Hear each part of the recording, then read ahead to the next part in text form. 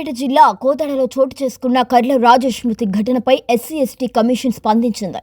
నిరుపేద కుటుంబానికి చెందిన దళిత యువకుడు రాజేష్ మృతి అత్యంత బాధాకరమని ఎస్సీ ఎస్టీ కమిషన్ చైర్మన్ బక్కి వెంకటయ్య అన్నారు. ఇలాంటి సంఘటనలను ప్రతి ఒక్కరూ ఖండించాల్సిన అవసరం ఉందని స్పష్టం చేశారు. రాజేష్ కుటుంబాన్ని పరామర్శించిన చైర్మన్ మృతి జరిగిన తీరును కుటుంబ సభ్యులను అడిగి తెలుసుకున్నారు.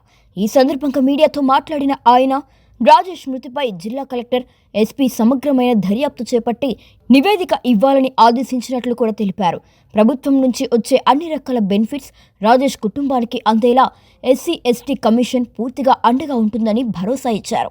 ఈ సందర్భంగా రాజేష్ తల్లికి 4,12,500 రూపాయల విలువైన చెక్కును చైర్మన్ బక్కి వెంకటయ్య అందజేశారు. సార్ ఒక్క నిమిషం.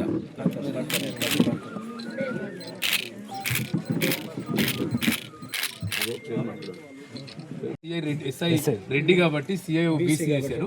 ఎస్ఐని సస్పెండ్ చేయాలి సార్. దీంట్లో డిఎస్పీని మొత్తం ఎస్పీని బదిలీ చేయాలి. ఎస్పీ చాలా నిర్లక్ష్యంగా ఉన్నాడు. నేషనల్ కమిషన్ ముందు కూడా వచ్చినప్పుడు కూడా తప్పుడు డేట్లు ఆయన చెప్పాడు సార్ మొత్తం. కాబట్టి ఎస్పీని బదిలీ చేయాలి. ఇక్కడ నల్గొండ నుంచి సూర్యాపేట నుంచి ఎస్ఐని ఇమ్మీడియట్గా సస్పెండ్ చేయాలి సార్.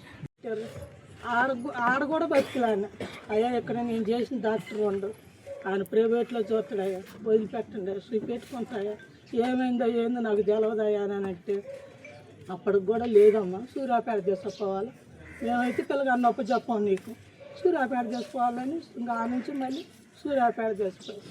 సూర్యాపేటలో నేనే పోయాను సార్. ఒక ఇద్దరు పోలీసులు నేను పోయాను బరబర వేసుకొని పోయాను. మా మనరాలు మేము సూర్యాపేట పోయిన తర్వాత ఒక 10 నిమిషాలు అర్ధగంట సేపు చూశారు. స్కానింగ్ అయ్యేది తీశారు. తర్వాత వాళ్ళు ఏం చేస్తే హైదరాబాద్ బాటిల్ పెట్టి కొద్దిగా బాటిల్ పెడితే ఎక్కింది సార్. ఎక్కడే ఉందని వాళ్ళు చెప్పడం వల్ల ఆ బాటిల్ పెడితే ఆ సగం ఎక్కింది. ఆ ఎక్కిన తర్వాత మళ్ళీ ఏం చేశారు ఇంజక్షన్ వేయాలని చెప్తే బాడీ సహకరించట్లేదమ్మా అని వాళ్ళకి లేడు అయిపోయిండు చచ్చిపోయిండు అని చెప్తే గాంధీ హాస్పిటల్ ఆదివారం ఉన్నాం సార్. సోమవారం 2 గంటలకు పందనాన్ని చేతనని నన్ను తీసుకుపోయి తీసుకుపోయారు సార్. ఇది సార్